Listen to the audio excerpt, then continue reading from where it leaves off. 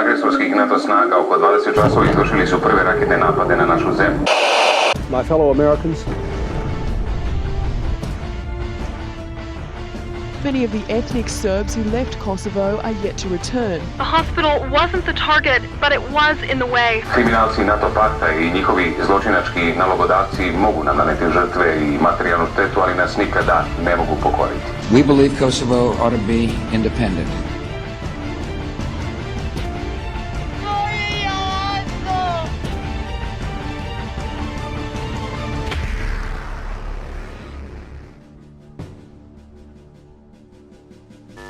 Poštovanje, dobrodošli nazad na ozbiljne teme, ili bolje reći na jako osetljivu temu, čije spominjanje i dalje budi burne reakcije ne samo u Srbiji, već i širom sveta. Danas pričamo o NATO agresiji na SR Jugoslaviju 1999. Nakon pogibije mnogo nevinih Srba i Albanaca, nakon što je SAD prekršio povelju Ujedinjenih nacija i izvršio agresiju nad daleko manjim protivnikom i pritom prošao nekažnjeno, nakon bacanja 15 tona osiromašenog uranijuma na teritoriju naše države, zbog kojeg i dan danas postoji uvećan broj obolelih od raka, ostaju samo otvorena pitanja. Kako je ovo uopšte sve bilo dozvoljeno i moguće? Da li je Amere stvarno toliko dirnula albanska priča ili ima tu nečeg drugog? Kako je sve zapravo započelo i zašto se ovo uopšte desilo? Kao i uvek, da bi se upustili ovako ozbiljnu temu, moramo prvo da se upoznamo sa istorijom. A boga mi, ima je poprilično ovde, pa ćemo je ubrzanim korakom preći. O Srbiji i srpskoj istoriji i kulturi ne može se pričati bez Kosova i Metohije. Period srednjovekovne Srbije usko je povezan sa Kosmetom, gde je u Peći Sveti Sava osnovao autokefalnu arhijepiskopiju davne 1219. godine.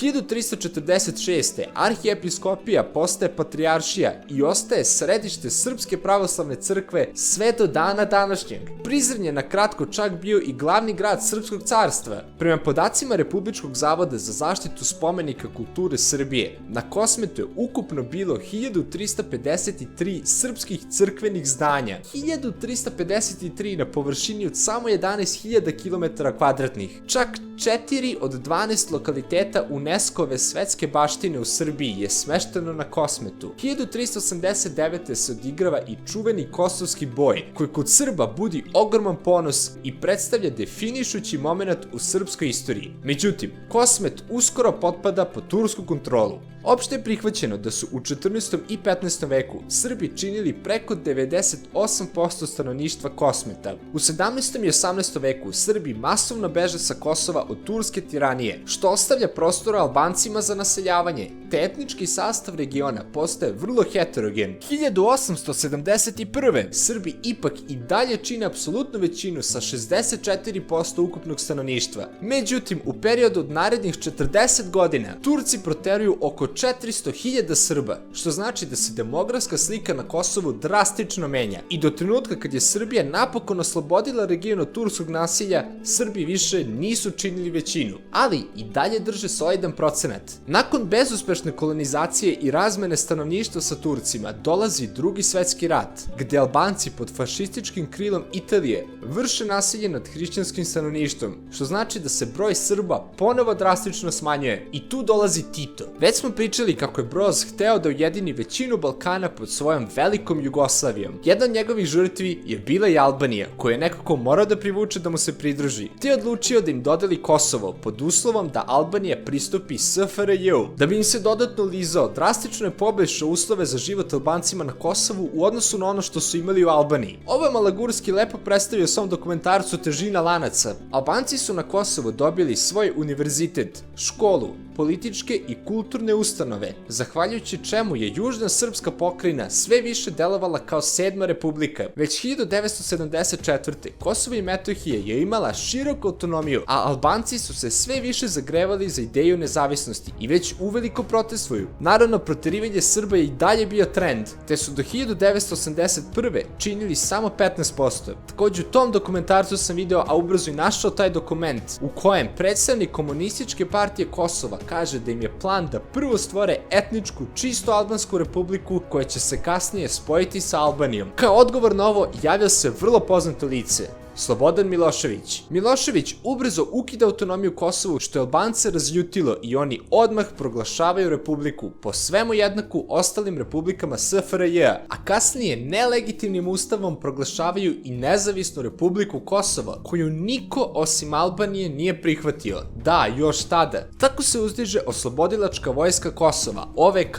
koju su apsolutno svi proglasili za terorističku organizaciju. State Department je samo godinu dana pre bombardovanja klasifikovao OVK kao terorističku organizaciju koja novac dobija od trgovine drogom i od nikog drugog do Osame Bin Ladena. Da, Ameri su godinu dana pred bombardovanja proglasili OVK za teroriste. 1996. OVK izvršava terorističke napade nad Srbima i započinje sukob sa srpskom milicijom na Kosovu. Ej, pazi sad ovo. Kosmet je region izuzetno bogat rudama.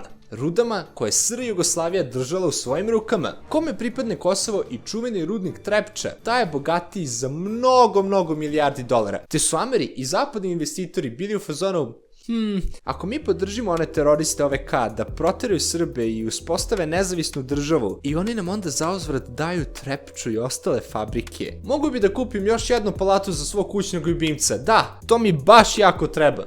Rešeno. Ok, podržavamo teroriste, šaljemo oružje i nek napadnu Srbe, pa kad Srbi odreaguju, mi ćemo da letimo tu kao spasilačka ekipa da spasimo Albance i dobijemo svoje. I tako počinje ludnica. Kao odgovor na teror OVK u pokrajini, Milošević šalje vojsku tamo od 98. kao što je Zapad to i hteo. Međutim, Amerika ovdje ima još jedan izazov. Kako da osvojiš publiku i opravdaš napad na jednu zemlju? Ne možeš javno da kažeš da je napad na daleko manju zemlju jednostavno novac. Ali znate što uvek uspeva? Propaganda kako Srbi krše ljudska prava na Kosovu. Da, posle toliko vekova proterivanja Srba sa Kosova, Srbi su ti koji krše ljudska prava na Kosovu.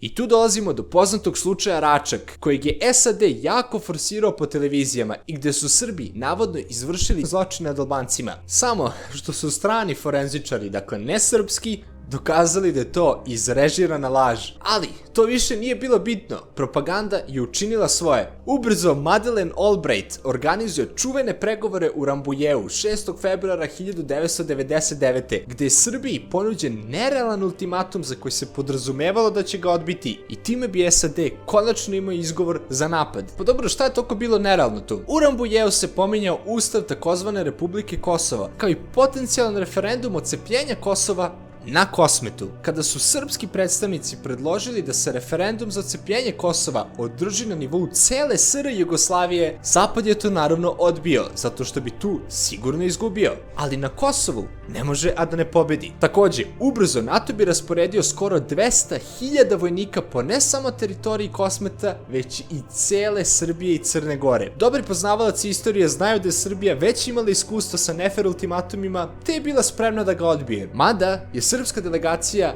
bila spremna za pregovor i čak je Albrightovoj ponudila da Srbija pristupi NATO-u, na što je ona odreagovala sa "sad je kasno". Ono što je bilo smešno u tom Rambujevu je što je to trebalo da budu pregovori između Albanaca i Srba. Međutim, ni u jednom trenutku nije došlo do zvaničnog susreta između dve delegacije. Pregovori propadaju. 24. marta 1999. u 19 časova i 55 minuta odpočinje bombardovanje Savezne Republike Jugoslavije. Poštovani gledalci, dobro večer. Neprijateljski avioni agresorskih NATO snaga oko 20 časova izvršili su prve raketne napade na našu zemlju.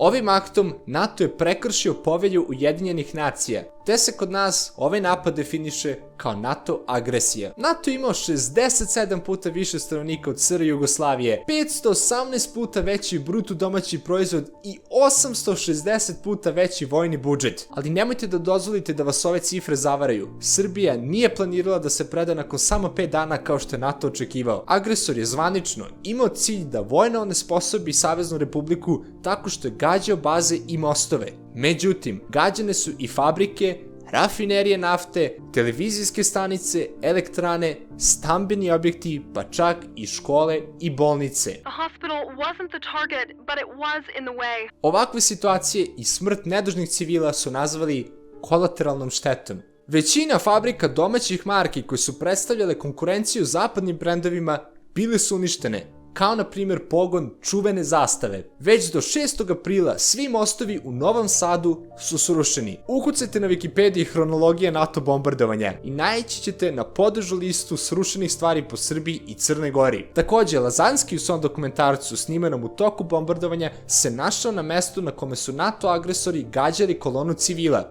i to albanskih civila.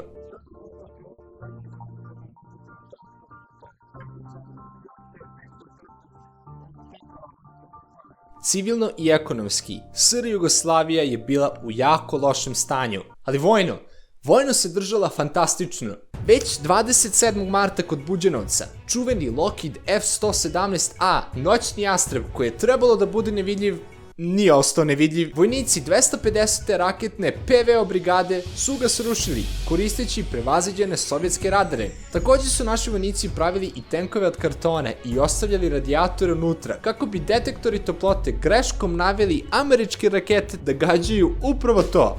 Kad si već toliko puta manji, moraš da budeš kreativan. NATO je na prostor Srbije i Crne Gore bacio 15 tona osiromašenog uranijuma. Posledice ovoga su evidentne danas, po drastičnom povećanju broja obolelih i umrlih od raka. Naravno, ovakav užasan čin je bio vrlo nelegalan po međunarodnoj zajednici, ali Amerima ipak to nekako prošlo. Takođe, bilo je i kopnenih akcija, poput mukotrpne bitke na Košarama od 9. aprila do 10. juna, na granici sa Albanijom, gde, iako albanska strana potpomognuta NATO-om tvrdi da je pobedila, srpska vojska potpomognuta malim brojem ruskih dobrovoljaca uspeva da spreči potencijalnu kopnenu invaziju iz Albanije ka Kosmetu. Slične prirode bila je operacija Strela, koja je bila drugi pokušaj Albanaca i NATO-a da se preseče srpska komunikaciona linija Peć-Prizren, kako bi se otvorio koridor za invaziju Savezne Republike. Ni ovaj pokušaj nije uspeo. 2. jun 1999.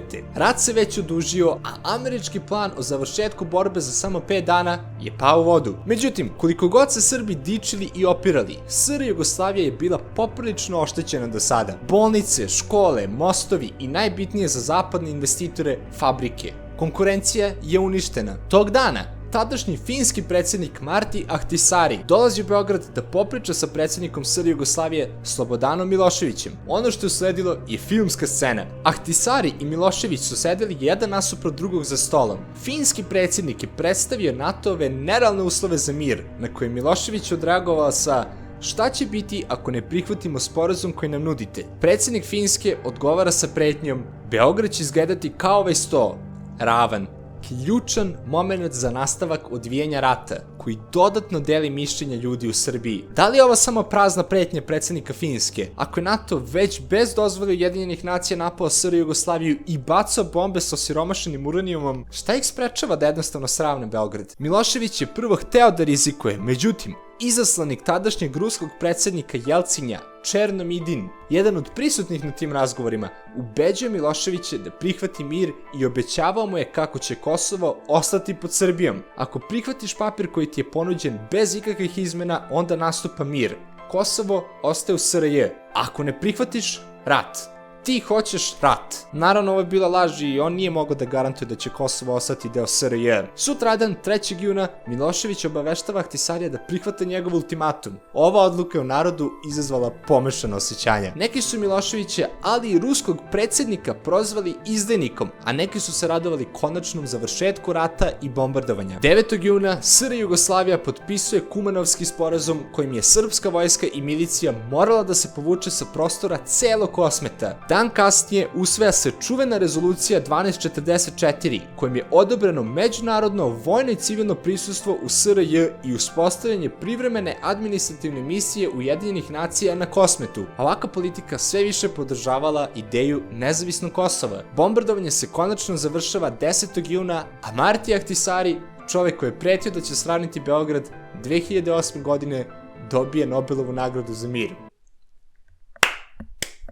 Nakon ovog mukotrpnog rata, SR Jugoslavija je pretrpila stravičnu štetu od koje se ni dan danas nije oporavila. Poginulo je oko 2500 civila, a živote dalo oko 1000 vojnika i milicajaca. Materijalna šteta je procenjena na između 30 i 120 milijardi dolara. Radi poređenja, današnji BDP nam je samo 50 milijardi. Preko 1000 industrijskih i privrednih objekata, energetskih postrojenja, mostova, TV stanica, zdravstvenih i obrazovnih ustanova je uništeno ili oštećeno. Ne smemo zaboraviti ni ekološku katastrofu. Kofi Annan je izjavio da je bačena 31.000 granata sa osiromašenim uranijumom, zahvaljujući čemu danas sve više ljudi oboljeva i umira od raka. U Roševcu na Kosmetu je uspostavljena ogromna američka vojna baza Bondsteel, a Svetska banka odmah po završetku rata šalje svoje ljude da sprovedu privatizaciju državnih preduzeća pokrajine. Privatizacija se odigrala tako što su državna preduzeća